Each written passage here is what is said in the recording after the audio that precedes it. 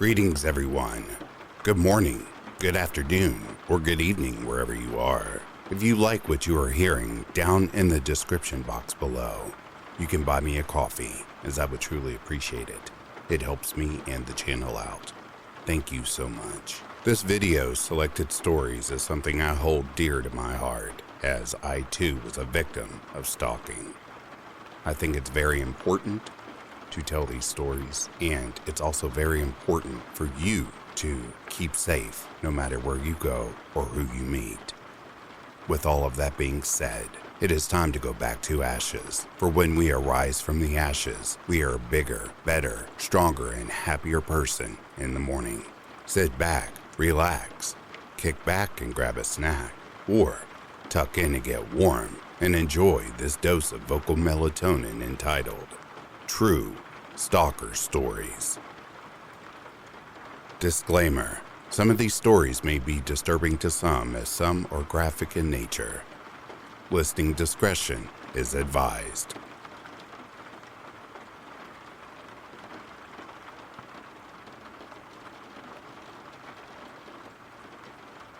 A few years ago, my anxiety was high. I was already at a point in my life where I thought I was a little out of it. But that was amplified by a lot when I kept repeatedly hearing noises outside my window. Like every single night, it just wouldn't stop. I would finally get so freaked out, I'd go wake my parents up and get them to look outside. But they never found anything. I started to think I was crazy or just subconsciously seeking attention. One morning, my grandfather discovered one of our lawn chairs beneath our bathroom window. It's pretty high up, and the bottom pane is fogged, so I'm not sure the chair even helped, but it was left there regardless. The next night, heard sounds again. Nothing. The night after, however, we checked outside and discovered something that made my stomach churn. A small stepladder was sitting directly outside of my window, back just enough to allow someone to sit on it but still see.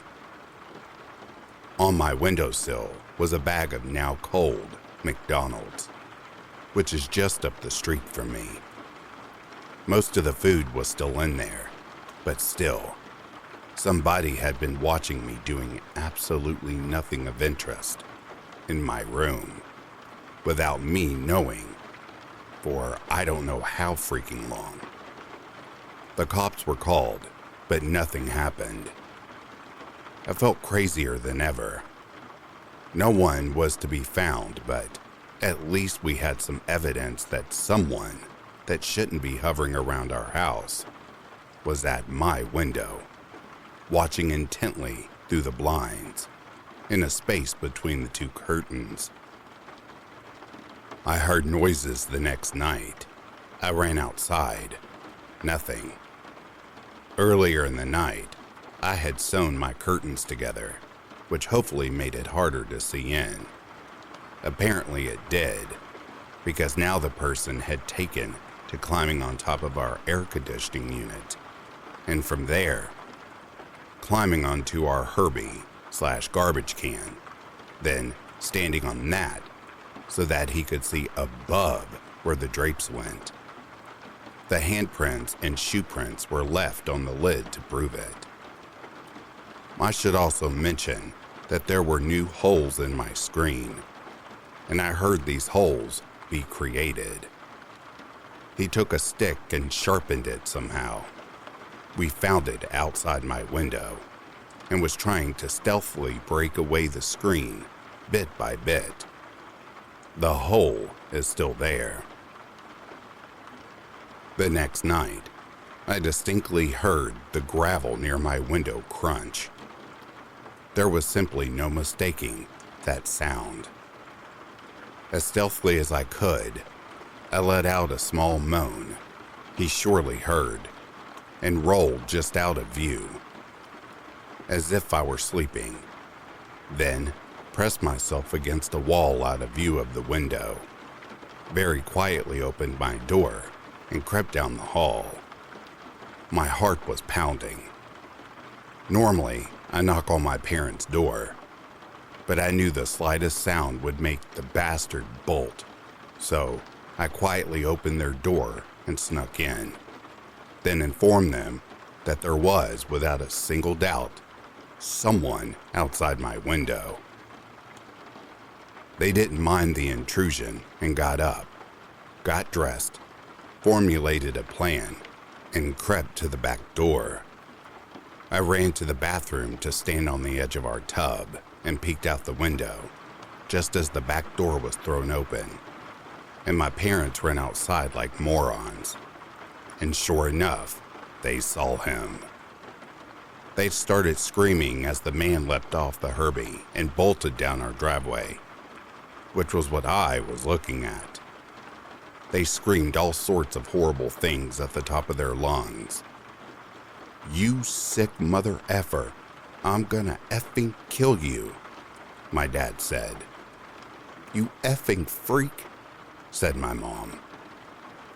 He ended up escaping across the street, hiding behind a house adjacent to us. The balls on this bastard. He kept peeking out at us as we all stood outside, but we wanted to leave him there so the cops could finally nab him. They were called, they came, and they searched. But again, they never found him. He must have hopped a fence or something. Still to this day, I hear sounds outside my window, even in the dead of winter. But he's never out there. He might have just been a peeper, but he targeted me specifically, and for months, until he was almost caught. What really ticks me off is that once he lost interest in me because it was too unsafe, he moved onto a house down the street with 2 little girls. He actually managed to get in through their window, and their dad caught him just standing in the middle of the room, watching them sleep. I still don't think he was caught even then. All I know is that it could have been way worse, but it messed me up. I trust the men in my neighborhood even less now. The men around here stare very blatantly. I've been chased home by one. I've had a guy try to jerk me into his car when I was passing him, telling him no, I didn't need a ride, and to leave me alone. All these years later, I still hear stuff outside my window and freak out. It's messed up. I turn off my lights entirely to exercise. I do my best to avoid the windows while I undress. It just scarred me, even though it wasn't a huge deal and he never got to me. Still to this day, I am so messed up, mentally and emotionally. I'm so scared to even sleep in my room.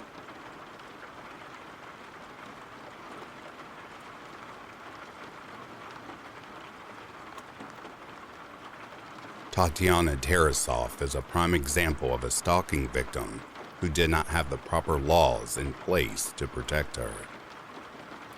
In 1968, Tatiana became friends with Presenjant Potter, a University of California, Berkeley student from India. They shared a friendly kiss at a New Year's Eve party, which gave Presenjant the impression that Tatiana was attracted to him. But Tatiana soon clarified that she was not interested in a romantic relationship. Presenjant could not handle the rejection and developed an unhealthy obsession with Tatiana, often secretly recording their conversations together. In the summer of 1969, Tatiana left on a trip to Brazil, so Presenjant went to see Dr. Lawrence Moore, a psychologist at the university hospital. During one of their therapy sessions, Presingent openly expressed his intentions to kill Tatiana. Dr. Moore believed Presingent was suffering from paranoid schizophrenia and informed the campus police. But after police interviewed Presingent, they determined that he was not dangerous and decided to let him go. When Tatiana returned from Brazil, she was not informed about Presingent's threats against her. On October 27th, Presingent went to Tatiana's house and shot her with a pellet gun before stabbing her 14 times. Presingent immediately turned himself in and was convicted of second-degree murder. But his conviction was overturned because the jury at his trial was not properly instructed. Rather than retry him, the state elected to deport Presingent back to India after serving only 5 years. Tatiana's family would sue the hospital for their failure to warn her about Presingent's threats. This led to a Supreme Court case, Tarasoff versus Regents of the University of California, which ruled that mental health professionals have a duty to forgo confidentiality and warn individuals who are threatened by patients.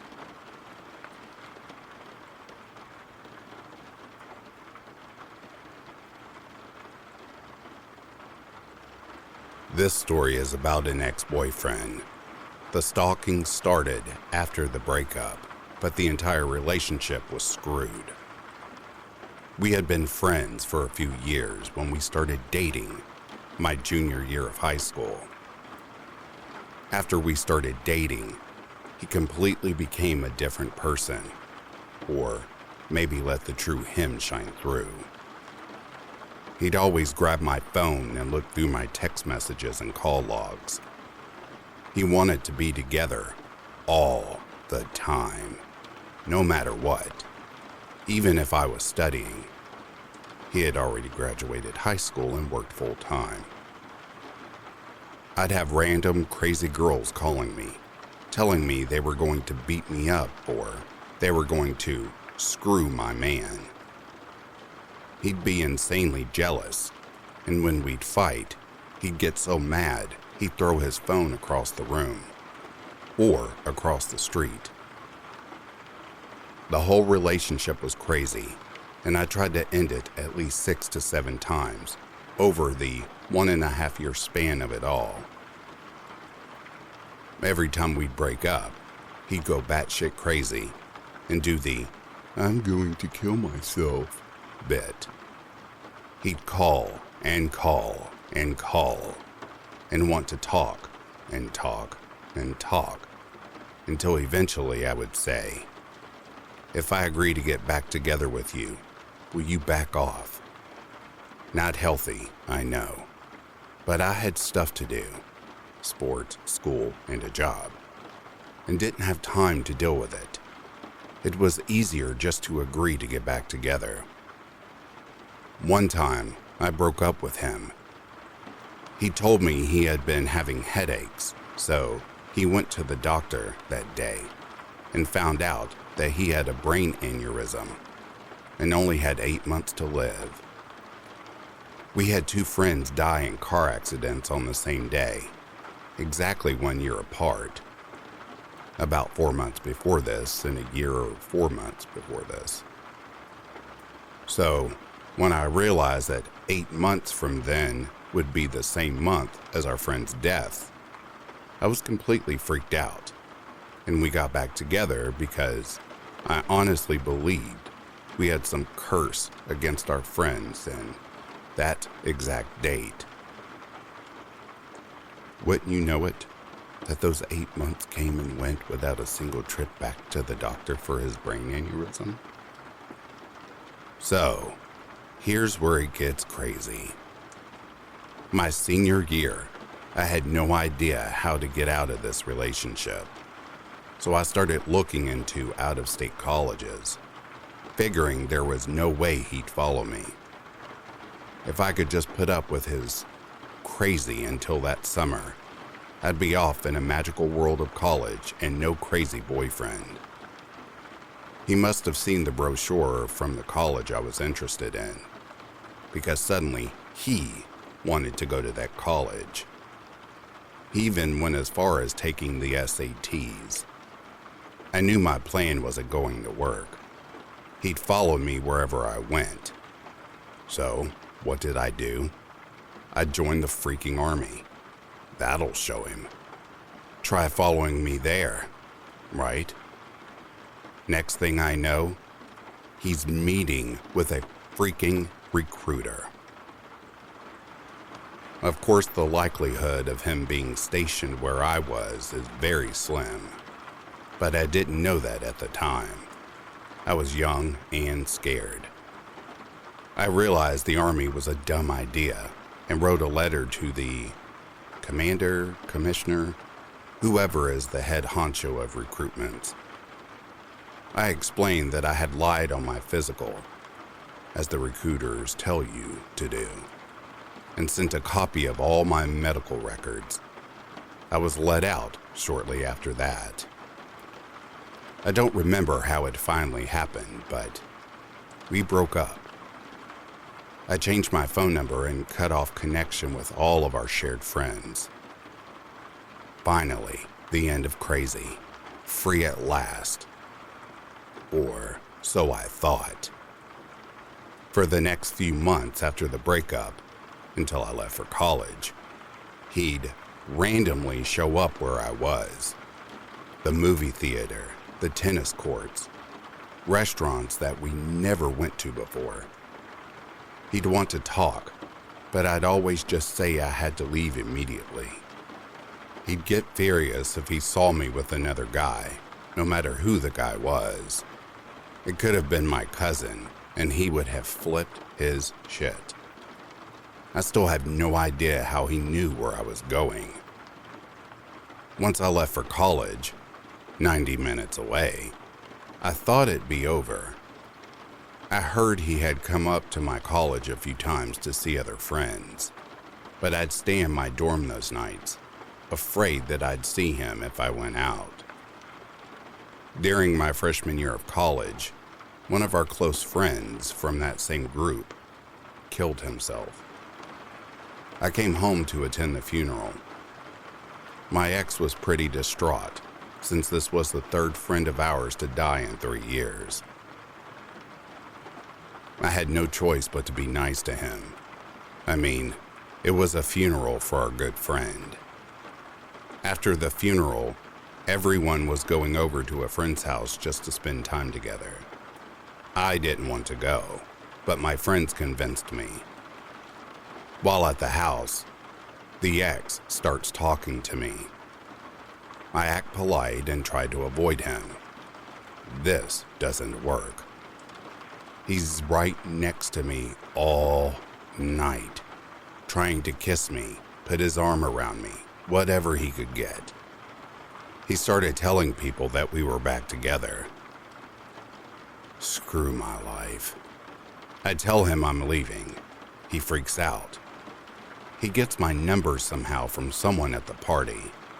He starts texting and calling and texting and calling all the time. This continued for 5 years. 5 long years. I moved out of state now, and I don't talk to anyone from back then anymore. Finally, the phone calls stopped. I still get weird whenever I go back to my hometown. I'm constantly surveying the area, scared that I'm going to see him again. And if I happen to be with my special someone, I won't even venture into any part of the city that I think there's a chance he could be in.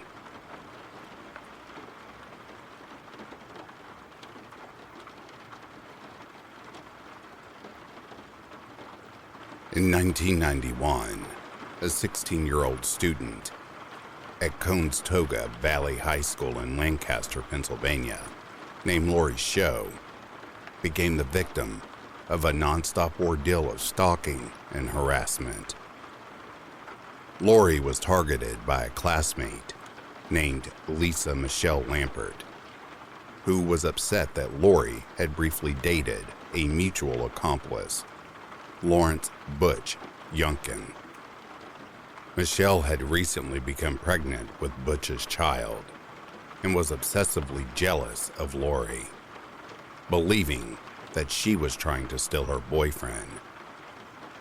In actuality, Butch had allegedly sexually assaulted Laurie, and she wanted nothing to do with him.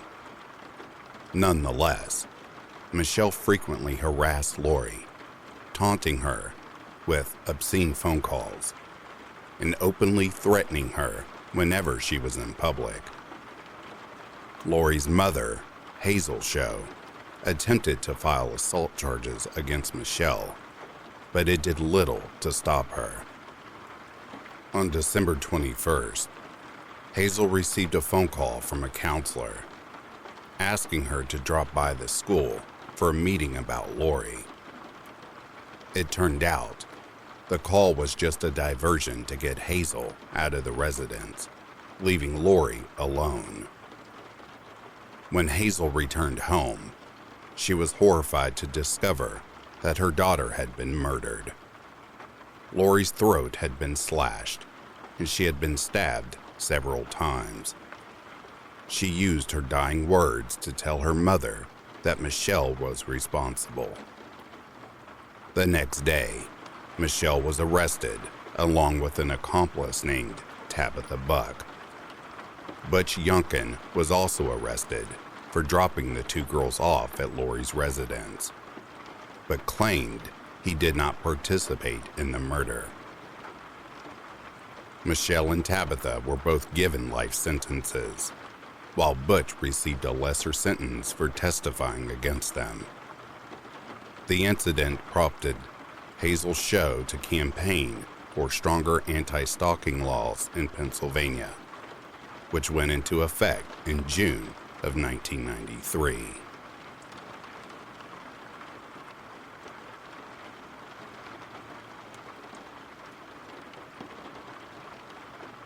I recently moved back to my hometown not too long ago and reconnected with an old friend.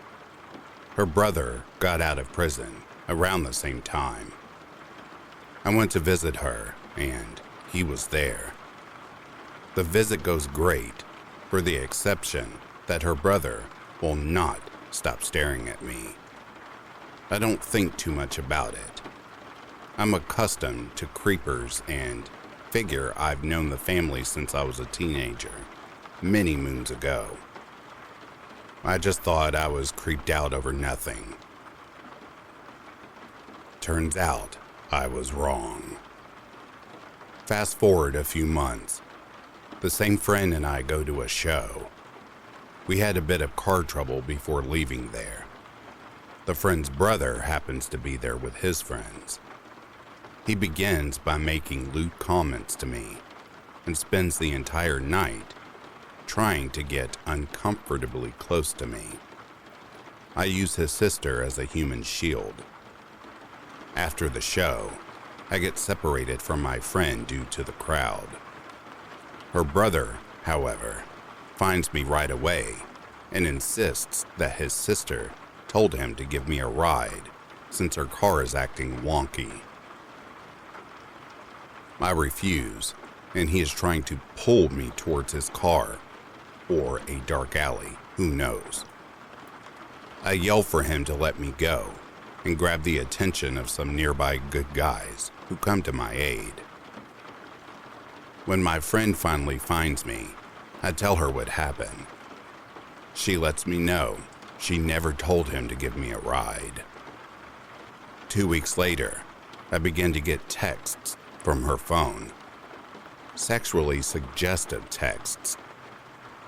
I love my friend, but I'm pretty sure she doesn't want to see me naked, wrapped around her like some of the messages suggest.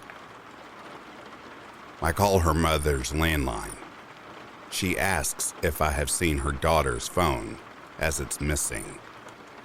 I tell her I got some text from it.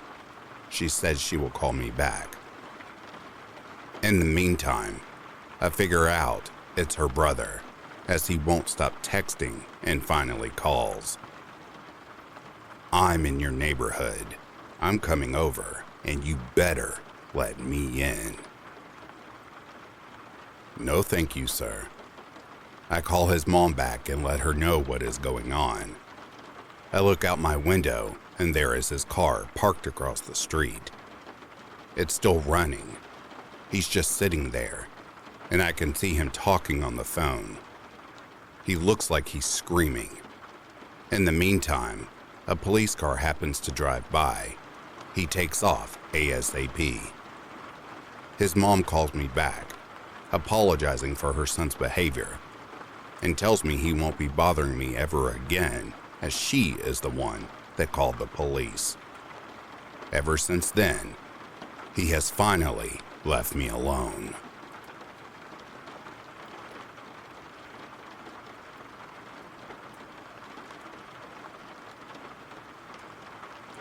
In 2002, Paulette Dwyer was living through a terrible nightmare. She had been stalked and harassed by a man she believed to be a serial killer, but could not get the police to take her seriously. Dwyer lived in St. Francisville, Louisiana, and became acquainted with Derek Todd Lee, a customer who frequently hung around her place of employment. Lee soon developed an obsession with Dwyer, who rebuffed his advances. In 1999, Lee forced his way into Dwyer's apartment, claiming that he wanted to love and take care of her. She refused Lee's offer to accompany him to Lafayette, a decision which may have saved her life. Lee was charged with stalking and received probation, but soon went to prison for another unrelated crime. 2 years later, Lee was released and started stalking Dwyer again.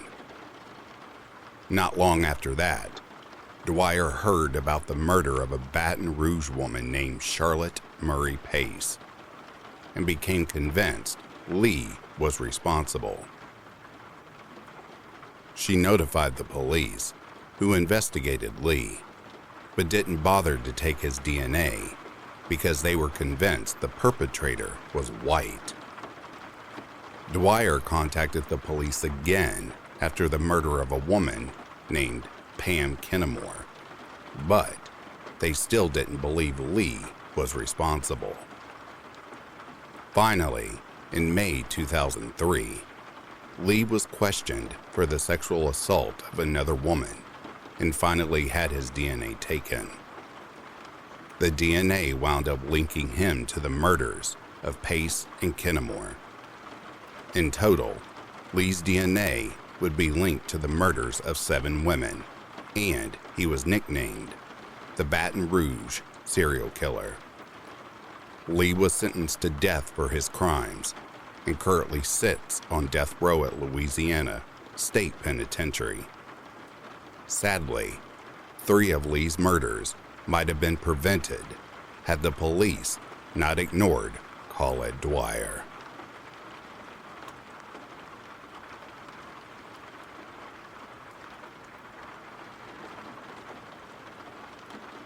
I was in a 7-Eleven, and this guy kept smiling at me across the coffee counter. Okay, no big deal. Happens sometimes. He starts talking to me. Says he thinks he knows a friend of mine. Now that I think about it, it was a generic name like Matt or Chris. I don't know. I was young and stupid. I should also mention he had been in an accident years back. I was mentally challenged because of it. So, I gave him my number and told him to text me sometime. He texted me before I even got home. It hadn't even been 10 minutes. Something along the lines of, "You're pretty. I can't stop thinking about you. Blah, blah.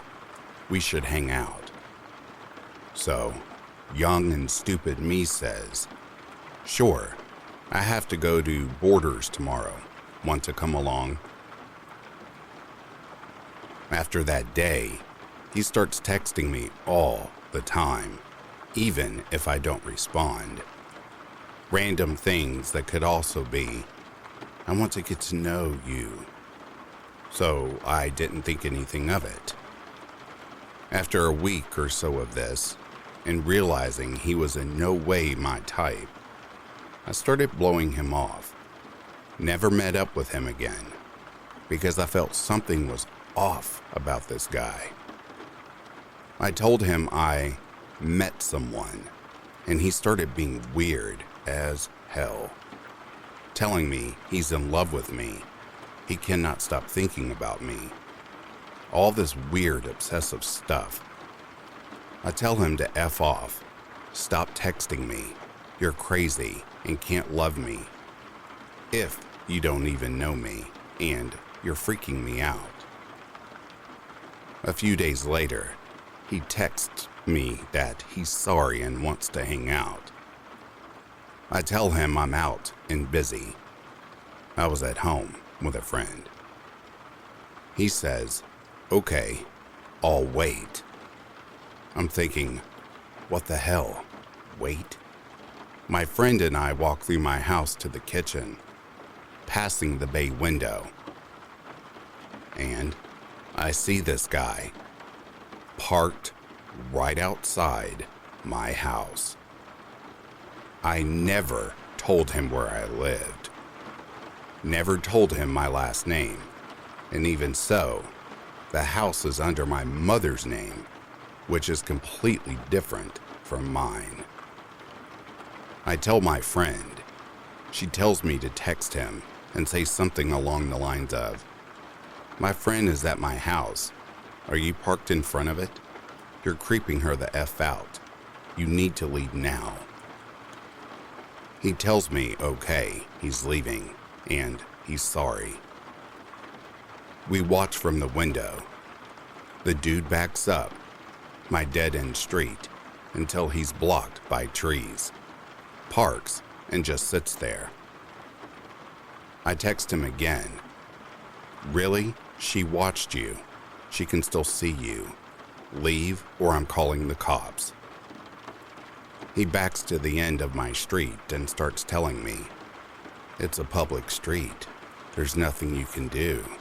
Just talk to me. We stayed in the house and called a bunch of guy friends. I texted Creepo and told him if he won't leave, our friends will make him leave. He finally goes, but keeps texting me every day. Finally, my current fiance, at the time we had just started dating, tells him if he doesn't stop, he'll beat the living crap out of him. I block his number. He finally stops. A few months later, he starts texting me from a new number. He ended up changing his number 4 times throughout all of this to get around me blocking him. I still love you, and stuff out of nowhere. I don't respond, and he finally stops. A few months later, I'm pregnant, and my fiance and I have been engaged for 6 months. This guy pops up out of nowhere. I go ballistic. I call the cops. I let them know everything. I file a report. I inform Creepo of this and tell him if he ever contacts me again, I will take it as a threat against me and my son and family, and he will regret it. My fiance finally gets his number and threatens him one last time. It's been almost 2 years with no contact. Thank God for my fiance.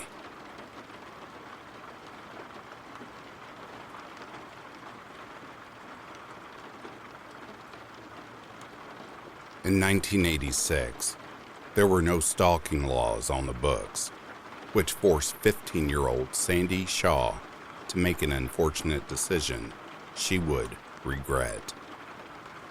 Sandy lived in Las Vegas and was relentlessly harassed by 21-year-old James Cotton Kelly, who kept propositioning her to pose for nude pictures. Cotton called Sandy's house so often that her mother finally contacted the police. But since there were no stalking laws in place, there was nothing they could do. In desperation, Sandy turned to an 18-year-old friend named Troy Kell, asking him to rough Cotton up until he backed off. On September 29th, Sandy, Troy, and another teenager named Billy Moret drove Cotton out into the desert to enact their plan. To Sandy's surprise, Troy pulled out a gun and shot Cotton 6 times in the face. In the ensuing days, Sandy allegedly brought some teenage friends to see Cotton's corpse. When one of these friends reported the body to the police, the 3 perpetrators were arrested for the crime that would be dubbed the show and tell murder. Billy took a plea bargain to testify against Troy, who was given a life sentence for the murder. Even though Sandy claimed she did not know that Troy would kill Cotton, she was also sentenced to life in prison without the possibility of parole.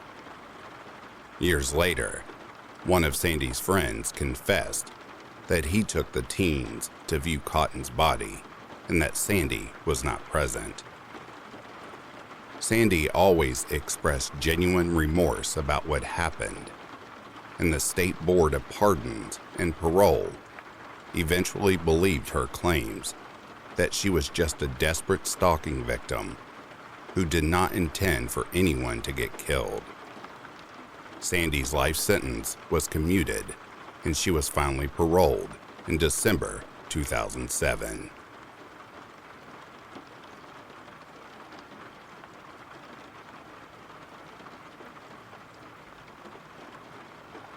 I have or had a friend from high school who definitely fits the stalker type. Basically, it was common knowledge that he had a thing for me. I kept rejecting him, first more subtly, and then just downright, no, never, not going to happen, ever. I figure, whatever, we're in high school, he'll get over it. Eventually, I'm in my senior year of college. His sister goes to a university a bit south of mine, whereas he's a bit north. They ask if they can meet up at my place and stay the night, so we can all get together and visit again. I say that's fine. Things go pretty well. Eventually, they both leave. My roommates have some of those magnetic letters they keep on the fridge, which I don't pay much attention to. But the morning after he left, my roommate is obviously reading something. She turns to me and asks me if I wrote this. I read it, and it's this ridiculously over-the-top love poem. I'm immediately horrified because I know exactly where this came from. My roommates are just laughing at me. A few days later, I get an email from the guy. He talks about the poem and how he woke up in the middle of the night and saw me reading it and how hot that was or whatever. I'm trying to figure out how the hell he could have seen me reading a poem I never saw until after he'd left already, when I remember that his sister had dyed her hair the same color as mine. So, without his glasses, he must have mistaken her for me. More time passes while I try to avoid the guy in the hopes that he'll get the message I've been trying to impart on him for years now. I start looking at jobs abroad for when I graduate. The guy sends me an email about how if I'm going to move abroad, we really need to get married so that he can justify following me to his parents, and how he's going to need me to support him when he does follow me, because he has no desire to learn the language of the country I'm planning on going to. He figures this is a mutually beneficial arrangement, as eventually I'll be able to profit off the tax deductions one gets from being married. So even though he knows I'm not interested in him, this is clearly the most logical option for me, so I don't wind up dying, sad and alone, after paying full taxes for my whole life. It devolves into this ramble about how he hates characters in TV shows and books who do the whole, I just want the person I love to be happy, whoever that is. Because he thinks it's more logical for them to just kill that other person and narrow the love interest's options.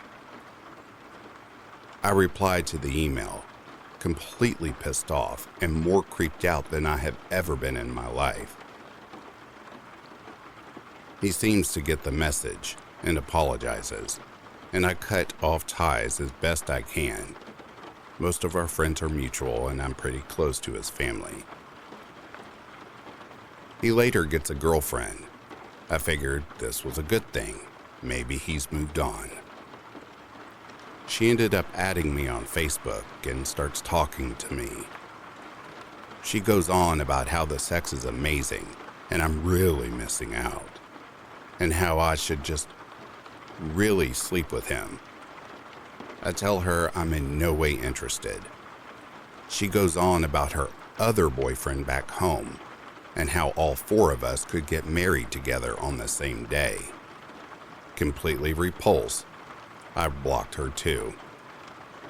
It's been 3 years since then, and now he's back in my hometown and moved in with the only 3 close friends I have from high school. They seem to think he's finally over it, so I can only hope.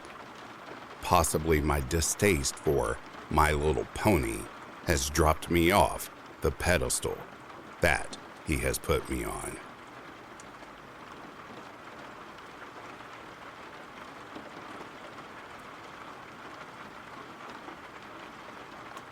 The invention of the internet led to the invention of a new form of harassment called cyberstalking, which wasn't criminalized until 1999. The first person to be charged under this new statute was a 50-year-old Los Angeles security guard named Gary Della Pinta. 3 years beforehand, Della Pinta had developed an obsessive attraction to Randy Barber, a younger woman from his church. Della Pinta frequently followed and stalked Barber, who always spurned his advances. The harassment eventually became so bad that Barber convinced the church's elders to ban Della Pinta from the congregation. Della Pinta then decided to go online to exact sadistic revenge. During the summer of 1998, Della Pinta signed up for several sex-related chat rooms and began to impersonate Barber. Della Pinta left several personal ads under Barber's name, stating that she fantasized about being sexually assaulted by men who showed up at her apartment. Unfortunately, he also attached Barber's address to those ads. During one 5-month period, 6 men would show up at Barber's apartment, claiming they were there to fulfill her fantasies. Since Barber never went online and did not even own a computer, she was absolutely horrified and turned all the visitors away. Della Pinta even created a fake email address under Barber's name. And whenever anyone contacted him, Della Pinta would provide instructions about how to break into her apartment and bypass the security system. Thankfully, Barber found out what Della Pinta was doing before she was physically harmed. Della Penta was arrested on charges of cyberstalking and sentenced to 6 years in prison.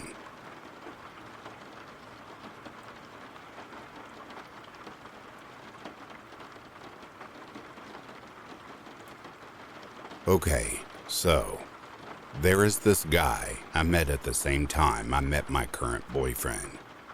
I even met him in the same place. About 10 years older and totally not my type. I only talk to him when absolutely necessary.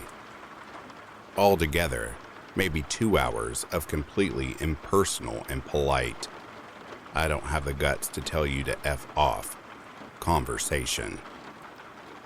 Well, my boyfriend and I started dating, and the other guy blows it. He ends up following us to a club. I noticed him. I freak out and run to the bathroom with a girlfriend. My boyfriend then goes over to talk to him. The guy starts acting like a 5-year-old and even starts crying. We ended up leaving. About a month later, I find a creepy love letter in my mail. He had delivered it himself. That creep had followed me to my door and found out where I lived. Fast forward 1 year. I no longer frequent the place I met him because he basically lives there. Neither does my boyfriend. Apart from a few awkward, unavoidable run-ins in the city, nothing happened. Until exactly a year after I started dating my current boyfriend. I get a card in the mail, delivered by that guy, asking me out as if nothing happened, and as though we were dating. It was a whole year of no contact. So, I didn't react. Me and my boyfriend ended up moving, and the summer we did, I started noticing that guy at the mall. First, I thought it was a coincidence, but then a shop owner I know tells me that guy is following me and keeps hiding when I turn around. What the hell? I ended up telling the shop owner the whole story. He then promised to inform other owners he knows and to call mall security the next time he sees this creep. It's been well over 2 years. I don't want to work as a waitress, even though I desperately need the money, because I know he would find me and sit in the restaurant all day and night just watching me. I don't want to work anywhere near the place I met him, which is basically anywhere near a city center. I don't go to the mall alone anymore. I don't go to certain supermarkets and cafes because I know he frequents them. I don't even know this guy's last name. He controls everywhere I go, everywhere I move. I'm constantly cautious about where I go. I wished I could leave the city, but I can't. And even if I did, he knows both my first and last name. And I only know his first name and what he looks like. He can find me easily, and it's going to be even easier once I finish university, since I aim for a university teaching position, and they display your info on the internet. They have to, for the students. He could come to my open classes or lectures. He could follow me again. I'm hoping to eventually find out his last name so that I can finally get a restraining order against this creep.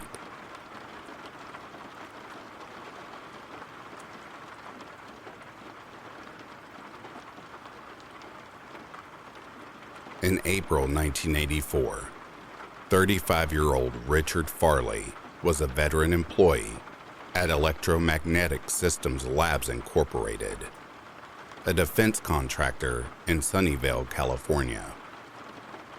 When 22-year-old Laura Black was hired to work at ESL, Farley instantly became obsessed with her. He constantly asked Black out and left her gifts, but she always turned him down. Over the next 4 years, Farley's obsession with Black became very unsettling. He wrote her over 200 letters and showed up at her residence so frequently that she was forced to move several times. Black finally went to ESL's Human Resources Department to complain about Farley, who was ordered to attend counseling sessions and leave Black alone. However, Farley's behavior became even more threatening, and ESL finally let him go in May 1986. In spite of this, Farley's harassment of Black did not come to an end, and she would file a temporary restraining order against him on February 8, 1988. A hearing for the matter was scheduled in court on February 17th. However, the day before the hearing, Farley drove his motorhome to the ESL parking lot. He had several different guns with him, along with over 1,000 rounds of ammunition. After shooting his first victim in the parking lot, Farley proceeded into the ESL building with all of his weapons and opened fire. Farley shot several employees before arriving at Black's office and shooting her twice. Farley engaged the police in a 5-hour standoff before he decided to surrender. While Black survived, a total of 7 employees lost their lives, and 3 more were wounded. Farley was found guilty of 7 counts of first-degree murder and is currently sitting on death row at San Quentin.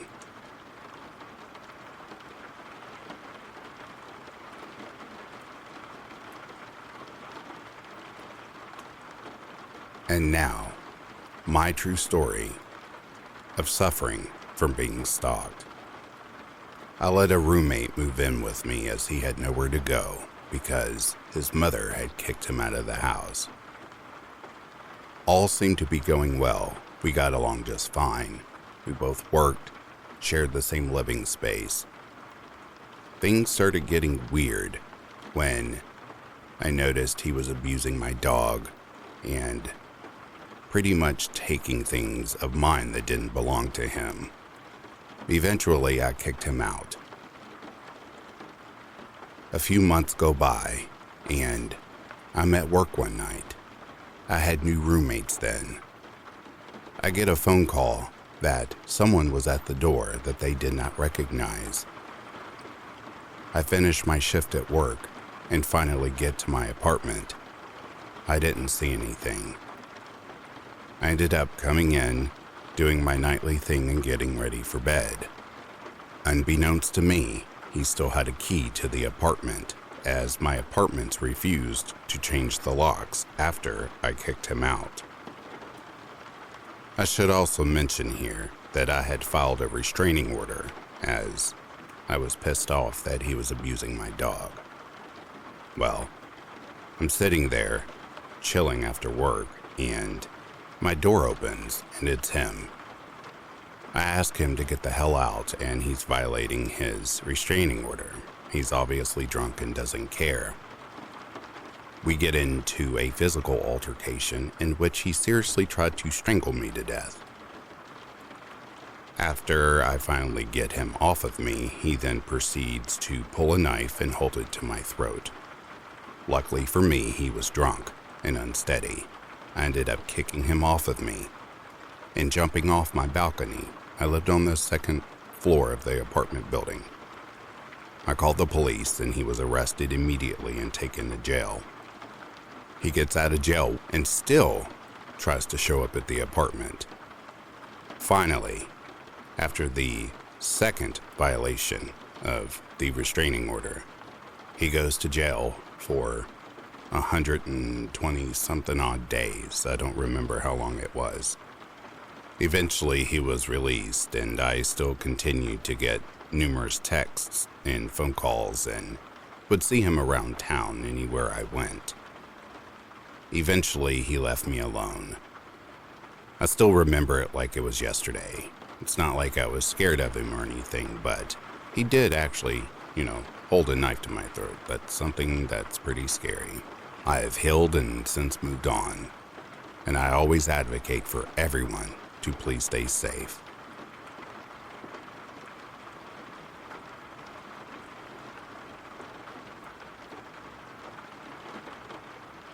And that, dear listeners, is the end of these true stalker stories.